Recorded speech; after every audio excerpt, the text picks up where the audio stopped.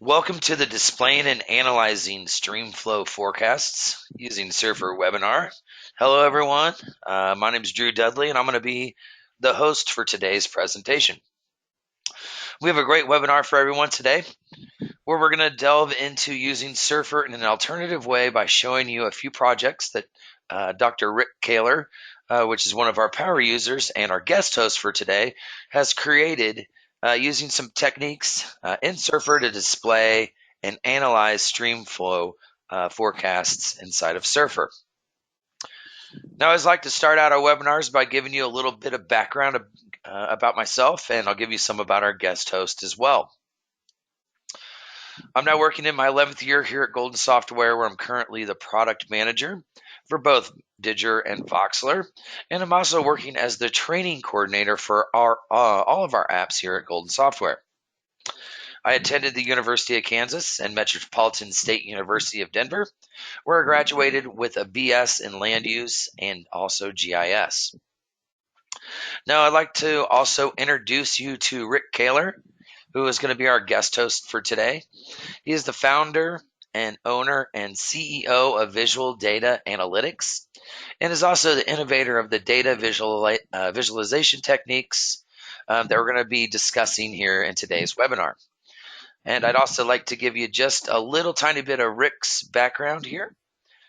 He has experience in water resources that goes back more than 30 plus years, including the director of water resources for an environmental consulting company. He worked as a hydrologist for Cochise County in Arizona, and also a forecast hydrologist for the National Weather Service. Rick has attended the University of Arizona, where he has his BS in watershed and natural resources resource management, and he also earned his MS in hydrographic sciences from the U.S. Naval Postgraduate School in Monterey, California. All right, Rick, can you go ahead and say hi to everyone? Hello, everybody. Thanks for attending this talk. Hi, Rick. So after the discussion of each topic, we're going to stop and answer any questions that might have come up. So if you do have any questions about the presentation today, please make sure you can locate that questions function, that questions box on the webinar control panel. Okay, and this is where you can type in your question. It'll be sent over to me, and then I'll send it over to Rick to answer. Please note, if you have your control panel minimized, you can always click the view menu and uncheck the auto hide the control panel option so you can view the entire panel. So we're going to be recording today. So after we're finished, we will be posting a video recording on our website at support.goldensoftware.com. And we do have a lot of information to cover, so I'm going to go ahead and pass it on over to Rick so he can discuss displaying and analyzing streamflow forecasts using Surfer. All right, Rick, you want to take it away? Okay, thanks. Can you hear me okay, Drew? Yes, most definitely. You sound very clear. All right, thank you. All right, well, thanks. I appreciate everyone coming here. A different way of using Surfer, kind of a follow-on to the talk I gave last year about looking at historic hydrology data. So before we start here, I'm going to go ahead and just go through some terms that might be used in forecasting for hydrology. When we have a set of forecast simulations, we call those ensemble traces. This is an ensemble approach to this. When you talk about risk, we can certainly determine the probability of an adverse event, but it's important to remember that perception of risk is subjective. And the thing that you'll run into, interestingly, how the same word might mean three different things to three different people is uncertainty. If you're a technical person doing a lot of modeling, it means the inability to precisely determine the true model states and variables. If you're a lawyer, it might mean something that's vague or unknown. But for general audiences, not exactly known, such as the future, is typically how people think about that. And for this talk, I am going to go ahead and be using this definition of uncertainty as we go through here. A little bit of review and overview of ensemble generations. What we have is a situation here where we're at right now. in the past, we know the flow of the river because we have observations. And at this time right now, we probably have some pretty good idea of what our saved model states should be at this point. But as we move into the future, we're going to be using different forcings, different meteorological conditions in order to generate a whole family of these traces. And where do we get these forcings? Short term, you might get them from NOAA's National Weather Service's Weather Prediction Center. If we go out a little bit further, we might get into Global Forecast System. It's a form of numeric weather prediction. Going out even further, we start to look at climate influences for seasonal climate forecasts from the Climate Prediction Center. If you go out even further, you might just trend towards historic climatology. So we have a whole set of family lines here.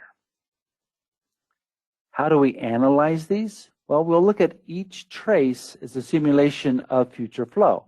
So we're looking for this upcoming season in this case, and each of these are a possible flow for what we're going to have there. But what we'll do is that each day, we'll calculate the probabilities depending on the traces and their values for that day. So what I have here is talking about exceedance probability. I've got all the red dots where high enough for all the simulations are below that. So there's a low chance of exceeding where the red dots are because all the simulations are below that. And so the exceedance probability would be a small number, such as maybe like 1%. The green dots are in the middle of the simulations. There's some above it, some below that. So that might be a medium chance of being exceeded, say 50%. And then here at the lower end, we've got the blue dots showing all the simulations above them. So these are smaller flows, and there's a very good chance that we will exceed that. So we see that the exceedance probability being a very large percentage here. When we look at the forecast for a particular area, for this example, for this talk, I'm looking at the Colorado River at Cameo, just upstream of the city called Grand Junction. So we've got the headwaters of the Colorado coming through here. And here's Colorado, the upper Colorado basin shown in comparison to states. And we'll have these whole family of these traces on top of each other. And we'll color code each of these according to the simulation year. But it is kind of tough to follow any particular simulation. We have an idea of the high and the low and the range of values, and they can vary. But looking at any one particular flow here, it's kind of lost in this forest of other lines. So what can we do? Well, traditionally, what the Weather Service might do is just go in and for their particular needs, just look at the volume for each of those lines. And that's all they're interested in. What they'll do is at different points of time for snowmelt coming off of the Rocky Mountains as it flows through the Colorado River, you'll have this distribution, this forecast exceedance probability of what they think the flow is going to be. In this case, it's in thousands of acre feet. And that's how they use those whole family of ensembles. But it occurred to me there's a lot more information that's being generated than is being used. Now, for some, this is perfectly fine. This is all I need. Thank you very much. But I believe if we get below the surface, there's a whole lot of things that we can tease out of that information that I was just showing. And I hope to show you that right now. But before we do that, we got to think, how can we look at so many different things at the same time? So we've got this ensemble family of traces, and this is a typical spaghetti plot, and it is difficult to see this. We've all been taught that we have these lines that are all in a single plane, and that's as far as people go, but that's not necessarily the case. If we just kind of change our perspective literally on how to view the data, it opens up some really interesting possibilities. So in this case, what we have are not lines in a single plane, but we have these profiles that are stacked together, where each profile represents one of these lines. By doing so, we reveal this extra axis that's invisible on the spaghetti plot for the year. Now, this first plot, we're looking at this I don't know, this mountain range of data from the ground, and it can be difficult to see it. But now with this new perspective, we can take an aerial view of the same data, and we come up with a raster-based plot to see all this information clearly and easy to analyze and easy for you to see some of the possibilities that we have here. For the framework of this, we're going to use an XY, where the X is the day of the year and the Y is the year. And here's our framework right here. So we've got this raster plot. So we've got the day of the year and the year. And then for each day, we'll color code that according to the value for that day. So the X is the day, the Y is the year, and the Z is the value. So you can see each individual day with equal clarity. Now, you may not know much about the Colorado River at Cameo, but looking at this plot, you certainly see that the year 2012 really sticks out compared to the others because it's basically all red. We look down here, what does red mean? This means that this is low flows. This is a very dry simulation that took place, at least during this period right here. So you can pick out those things, and I can compare that to these other years quite easily, and I can see how much different it is on that. Well, how do we get to be able to plot this? Let me step you through some of the steps I take that you could use when you use Surfer for looking at time series that you have. The first is we need to convert the date to an X and Y coordinate. Spreadsheets come in really helpful for this because a spreadsheet uses a number to represent the date, where the integer is the date itself and the decimal would be the fraction of the day or the time on that. A couple of simple formulas that you need to use for this.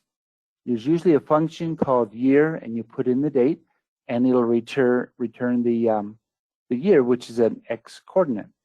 Then if we use date, which is the value that we have, subtract out the function date, subfunction year of the date, comma 1, comma 0, and you close the parentheses.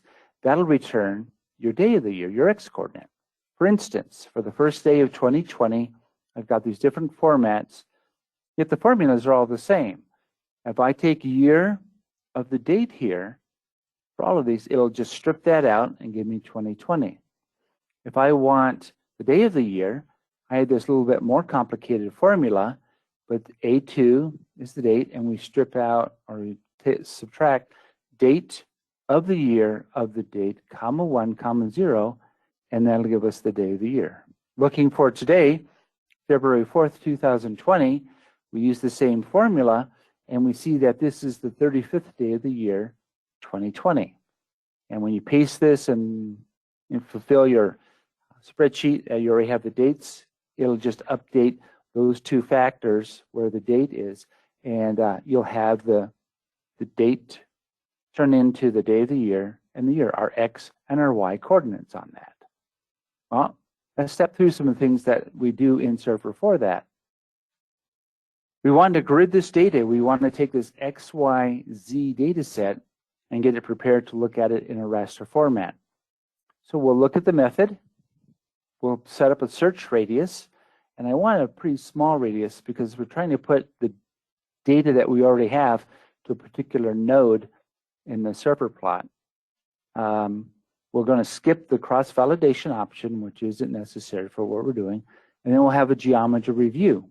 The nice thing about Surfer is it does have an extensive help menu, so you can pull up the help, and there's a whole list of topics in here relating to gridding methods, gridding overview, that you can see what's going on here. So that's a big help to have that available to you when you want to pull that up. The method itself, I use nearest neighbor. This is the least complex. It lets me populate from my given data into the raster with a data point at each node, and it's really helpful for finding missing data nodes. So when you first start up, you put in the particular spreadsheet that you're using. The system is set up to assume that columns A, B, and C are your X, Y, and Z coordinates. And in this case, I've labeled my data day, and then I put X there so I can be sure I'm putting in an X coordinate. My simulation year would be Y, and then the volume per day, thousands of acre feet per day, is my Z value. Then I go ahead and I set up the radius, which is going to help me populate the grid. Again, I'm just looking to associate a data point with a specific grid node. And so the number of data points should equal the number of nodes. I want to make sure I have this small radius for the search ellipse, and it's right here. And I usually use something a lot smaller than what the time step is to restrict that search to be within that particular grid cell. And then I can look at this, I can double check my input values if everything looks right here. Once that's done, Surfer then shows a geometry page, and I have my output geometry. I'm not going to copy anything, I'm going to create that, and there's my minimum day, my maximum day, minimum year, maximum year, and I'm going to do the spacing every day and every year. So I'll change the spacing to be 1, and then I see the number of grid nodes I have here. I'm going to skip the Z limits on here. I don't have any polygon boundaries. I have to name my output grid, which Surfer will populate with a suggestion. And then if you want, you can have it generate some statistical analysis of the data and automatically put the grid into a layer with a particular kind of a map. Usually I turn these off to see what's going on here. And with that, I am going to go ahead and step through an example of what I was just doing. So I come up here and I'm going to go to home. I'm going to grid some data. So I pull this up and it's already selected nearest neighbor. You can select any of these. Doesn't have my data set. I'm going to browse. And I happen to have one set up for the talk here. So I say, okay, I'll select that one and I'll open that up. And it's populated it. I'm going to look at the data just to kind of verify it. There's my day, X, my year, Y, and my flow in thousands of acre feet per day is my Z. And there's my date. So everything looks just fine on here. So that goes. We go to the next step. Here's my search radius. I'm going to go ahead and I'm going to set this to some very small number because I don't want to interpolate missing data. I'd like to know where the missing data reside so I can find out if there's a problem or go back and look at that. So I go to next, that looks good. Here's this cross neighbor, nearest neighbor cross validation. I'm not worried about that. I don't have any missing values because this is all generated data. I go to my next for the output grid geometry. Yes, that looks good, looks good. Oh, I don't like that. I am going to put in 1 for my spacing because I'm looking at every day, and then for every year. So that looks good. Linear, I leave that alone. My output grid, I'm going to let the default from Surfer be there. I don't need to see the grid report. I'm not going to add this. I just want to generate the grid itself. Everything looks good. I hit finish, and there we go. I had it tested before, so I just overwrote the one I had there, which is great. I've got my grid. Now I go up to my color relief. I come in here. Here's my grid. I select my grid. I open that up, and I've already had this open before, so it pops in and it will auto-populate this, and I'm all set. So that's kind of the steps you have to do that. Sometimes when you pull this out for the first time, a couple things here. It may have something called a hill shade. I usually, I turn that off because that's not what I want. I want the color only, and I don't interpolate the grids here. I'll show you why in just a second. And so that's how we have this. And I had it automatically show the scale on here. Well, let's step through here, and then I'll stop and see if there's any questions. But here I have the Ensemble Rasters now shown as these strips of color. Now I can easily find the high and the low flows. I can see what's going on from month to month. This gives me some easy comparisons between years and within years. I can look at the 5 key factors for flow. The magnitude is the color. The frequency is how often I see a color. The duration is how long continuous color stripe is. The timing is the X and Y coordinate. And if there's a flow change, there's a color change. And we can see things on a daily, weekly, monthly, seasonal, annual, and interannual basis. One thing I want to stop here, I want to show you, here's some of the different layers I can turn on and off. So if I go to my volume here I was just showing you, let's go ahead and hit interpolation to see what happens if I do that. You can see the result is this very smeared kind of a plot here. And this may be appropriate for spatial data, but remember, we're talking about temporal data. And I don't want something smeared. I want to view the data themselves. So I usually have that off so I get the resolution I can see for each and every day. Sometimes people like to use contours. So I can turn off the color and I can show you, here's a contour plot of what we were just seeing. Again, contours are kind of a summation estimation based on the point data. And this is pretty difficult to interpret. And I do use contours, and I will pretty soon. But for something like this, I much prefer looking at the contours, or not, rather the data themselves. So Drew, let's just take a couple of minutes, see if there's any questions, and then I'll apply this to looking at the forecasts and looking at ways of analyzing that.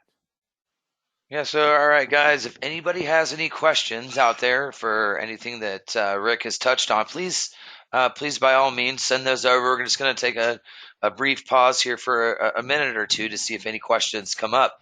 Now, if you don't have any questions now, or you want to wait till the end of the presentation, we can most definitely answer those at that point. So I'll give everyone just another 30 seconds or so to send those on in. And again, if anything comes up during this last portion of the webinar, please let us know.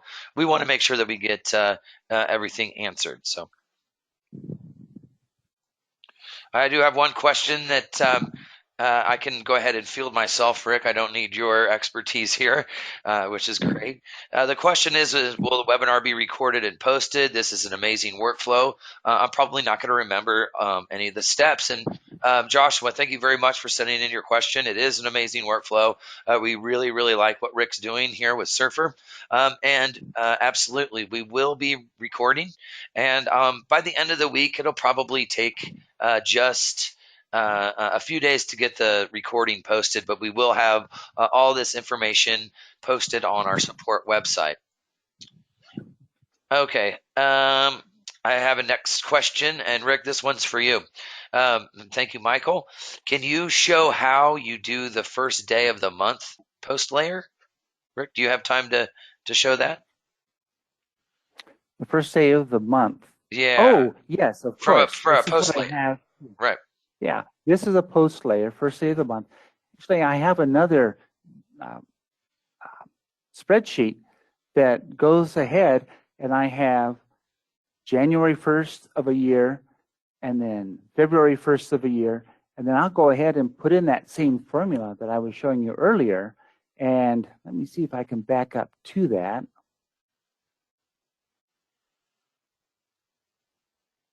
Oops. Here we go. Instead of dates here, I'll just have the month and the first of the year and just populate this. And I'll use these exact same formulas to find out what the day of the years for each of these dates here. So I can change this to be anything I want. And what I've done is I've just made this the first day of the month and just created a whole column of first days of the month. Then I use these formulas and I'll pull out the day of the year and the year, and then I'll use a post plot on there to create where those lines are for that. And what's nice about that is these are exactly correct. So it doesn't make any difference if it's 30, 31. These are not grid lines as such. They're actually a first day overlay on top of the color background to exactly show where the difference is between the days. I can pull that up later if you want, but I hope that helps. It's just a variation of what I showed you before. Yep. Thank you, Rick. And it looks like we have It looks like we've covered all the questions up to this point, so I'm going to let you go ahead and continue on with your presentation. And again, if any other questions come up, please let us know. Okay, well, good. Well, the thing is, we're looking at this, and this is kind of disjointed. We do see some flow properties here. And I'm looking at this. I got thinking, you know what? Yeah, these are simulation years, but it's all what's going to happen for the year of interest. These are different possibilities for the upcoming runoff season. So you can look at things here based on the simulation year. But, I realized, what? We could reorder this, and we can have it ranked from volume. This is the simulation that had the most water flow through the system. The bottom one here is when we had the driest year. Now I've got things ranked from wettest to driest. Again, that was with some analysis within the spreadsheet. And what's nice is I can also produce a different kind of a class post here, where I'm just comparing the rank with the simulation year, and I can see the distribution for any year, what rank it was, whether it was a wet down to the dry. So right immediately I can see that 95 was the wettest. I can see that 2002 was the driest. What are the top 10 wet simulations? It becomes very easy to see that. The bottom 10 driest. Well, what happened between 1990 and 2000? Well, here's how the distribution was there. So it's just another way to take this data, rearrange it, and get some extra information from it. A lot of people maybe want to see things in the year, or I think using it by the wettest to the driest is pretty helpful. This bridges the two. Just kind of an aside thing that I came up with. I thought, well, this might be pretty helpful to see how things vary, because you can go from a very wet 2011 down to a very dry simulation. So yeah, there's a lot of variability between years on this. So I've got this ranked one I'm really quite enamored with, and it appeared to me, wait, you know what? I can look at this and I can see that, well, for that top 12, we've got some pretty consistent conditions within those 12 wettest simulations. And there's a late peak, extends a higher flow into June, and usually starts at the end of May. Those middle, those middle flows, most of that comes between mid-June to, or mid-May to mid-June, and those dry ones, now we get to see that, I can't tell you exactly what the river's going to do, but maybe just knowing in general if it's going to be wetter or drier, that might give a user of this data some sort of insight on some operations that they might have to deal with. So it isn't exact, but certainly knowing the general patterns in and of itself can be quite helpful. So the other thing we can do with this is we can generate data. We can go ahead and we can look at this plot here for the spaghetti plot. And what we have here is a way of taking these flows and something called a Weibull positions for exceedance probabilities. There's a very common formula here where probability is the rank divided by the number of years plus 1. Well, we have 35 simulations. So in this case, if we're looking at, for day 150, that highest flow on day 150 here, and we say, okay, that's number 1. We're going to give that flow a probability of 2.78%, which is just 1 divided by 36. And we go through here, and we can plot up all of these. Now, this is a nice exceedance probability graph here. I did this in Grapher from Golden Software. I like their ability to use a probability scale here. And I'll go ahead and now I have a way of relating flow to probability for this particular day, which now I can plot up something a little bit different. So let's look at another one. Let's look at that really big one here, day 168. And I did the exact same analysis here because the probabilities all line up. But now, on that one day, a 60 value is going to be at the high end here. And we can see how the distribution is different. So now, instead of listing the flow, I can list a probability associated with each day for each simulation. Let me show you what I did on that. Now you kind of see what I'm doing here. So here I have my background for my simulations with the wet at the top and the dry at the bottom. And I can go ahead and I've found out, I can see the distribution of which day had the highest flow for each of those simulations. The wet ones are up here, the dry ones are down here, and I've got the colors of these matched up with the color here on the scale. Well, right off the bat, I can see, wow, this is interesting. The wet one, those years have a tendency to be in mid-June, and those that have less snow coming off the mountains certainly start occurring in May. I showed this to another water resource specialist, a guy named Brad Udall, pretty well known out here in Colorado. And he goes, you know what you got there? You got climate change. This can show you how that river is going to react under climate change. And I said, wow, I could see that pretty easy. But we can do more than that.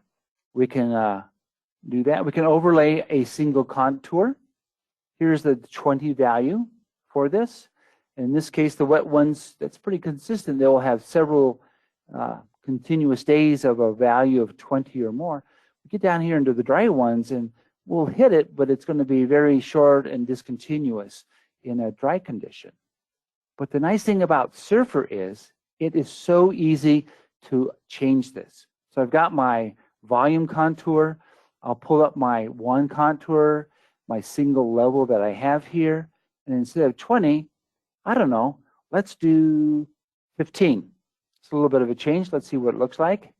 And I can apply that. Now I can see all those days that have 15,000 acre feet per day or more. So that's kind of helpful there. I'm going to change that back. Well, let's change it to 30. Let's look at a higher flow. So 30, I change that and apply that. Boom. And you can get those days with just 30. So that is how we could use a contour. Just like a GIS, we've got rasters, we've got lines, we've got points, we've got areas. Not normally how you do things in time series. The other thing we can do is we don't have to look at the volume of the contour. We can look at the probabilities here. I'm going to turn off the background here. These are exceedance probabilities less than or equal to 10%, which are the highest flows. And we can see the distribution of those highest flows. Now, these are all wet years up here.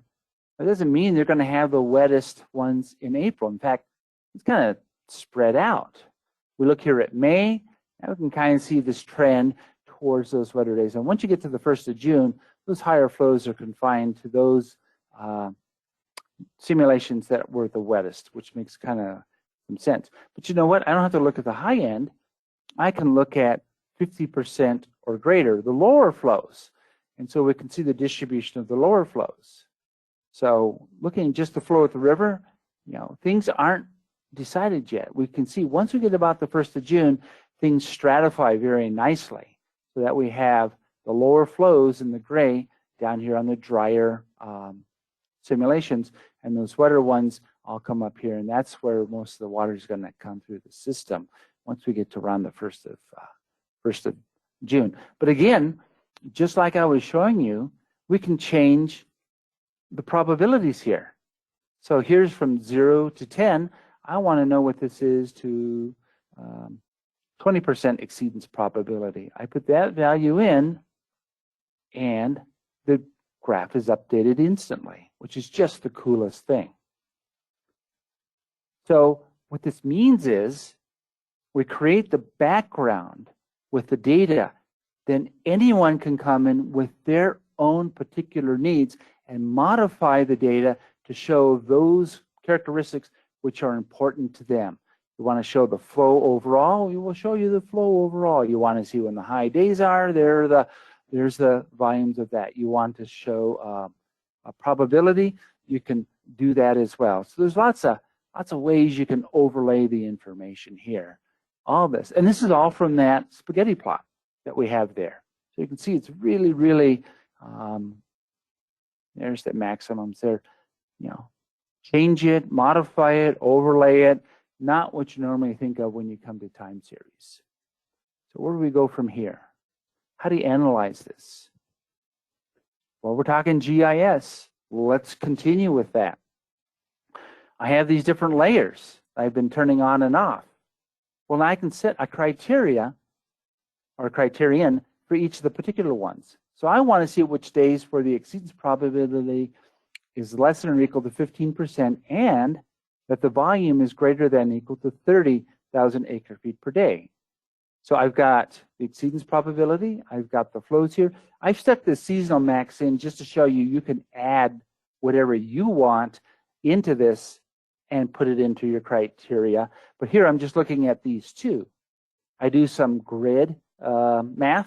You can do this within Surfer. Now I've got a summary plot, and these are the days that meet both of these criteria. Change this, it would update the plot, you'd be all set on that.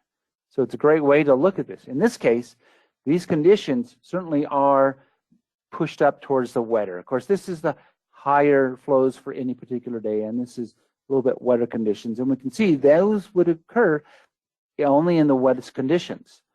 If you have something that this condition is important, but it's going to be drier, you know what? This may not be a factor that you have to worry about. Maybe that'll change your management plan for the activity that you're planning on there. So in summary, what a great way to show the data.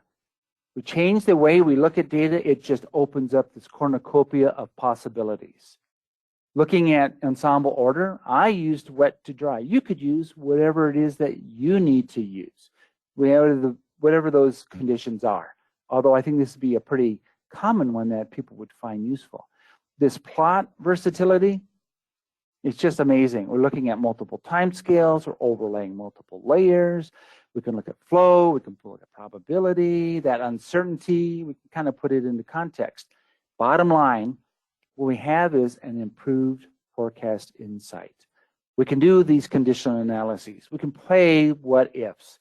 The end result is you'll have an enhanced and a defendable decision support mechanism to show people why certain decisions were made and under what conditions and assumptions.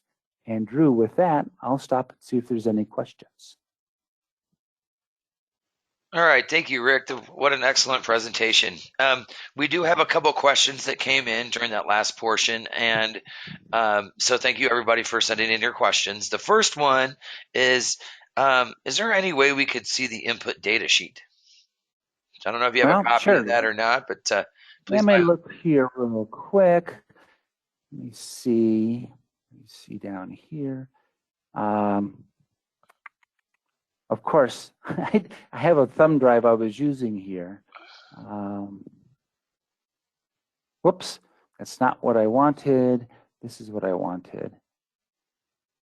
So in this case, I've hidden a lot of it, but what I have here is the day, the year, and the flow. But I also had a volume, and there's some formulas in another spreadsheet I don't have right here with me. But that's my new Y value. So when I did my gridding, I just made sure that the Y was column G. And the probability, again, it's a couple some spreadsheet formulas to do that. I have that as my new Z value. So here I would keep the X being the day, but I would swap out the year to be the volume, and then the Z, instead of being the flow, I'll just make it a probability. I know that's not as comprehensive as perhaps you want, but you can email me and I can certainly pass along something to you if you want. And then, I hope that helps a bit. Yep. Thank you, Rick. I have another question, and I'm not sure if you touched on this or not here, but I'll let you respond here at will. The question is, can you assume normality for your ensemble of situations, or excuse me, ensemble of simulations? Well, the nice thing is, and there are multiple formulas to use. This one I was showing you, the Weibull plotting positions, is a very common kind of a formula to use, but there are multiple ones to use on that. Let me see if I can, there we go. Probability. You can change these here. Now, this is based off of this formula. This is a very common formula in hydrology. There are others. There's the California formula. There's probably a half a dozen of these that you can use. But I'm not fitting this to a distribution. This is an empirical fit. I'm using the equation. Now, if I wanted to have a line that went through this and quantify the line with an equation, then you can do that. Normally in hydrology, the data happen to be skewed towards the lower end. If you do a log transformation to the data, you can do a log normal, and that makes them a lot more Gaussian in their distribution. But for this is an empirical fit. All right, thank you, Rick. It looks like we only have one more question here, and I'm going to go ahead. I'm going to go ahead and field this one. And the question is, do you see any challenges in automating this type of flow analysis? Should you want to keep the forecast current on a daily basis? And thank you very much, Oliver. As with any part of automating any process, yes, there's always a few challenges here and there. But once you get the workflow hammered out inside of Scripter, I think you'd be able to use minimal tweaks to get it going. Now, the data itself and automating the way it's getting generated would have to be done in Excel, and I don't have very much experience writing macros, but I have all confidence that it would be done. So. And it could be done, and so once you get through those initial challenges, I think this would be something that could be ran as a simulation daily. And of course, I answer that without any specifics because I've never tried to automate this process before, but I don't see anything that would hold it up once you work through getting everything set up correctly. So thank you very much for your questions. And Rick, did you want to go ahead and put there it is. He's put his email up there in case anybody wants to see it. And this concludes our presentation today of the displaying and analyzing Streamflow forecast using Surfer. Hopefully everyone found the information that Rick covered today useful. Okay, if you have any additional questions now that we're closing things down on what was covered or anything else Surfer related, you can email our technical support team at support@goldensoftware.com. And then again, if you have any questions for Rick specifically, he did put his email up there, which is richard.koehler@outlook.com. And again, we did record today, and by the end of the week, I will have a recording posted on our website. And on behalf of Rick and Golden Software, we really appreciate your time today. Thank you, everyone. All right, bye now.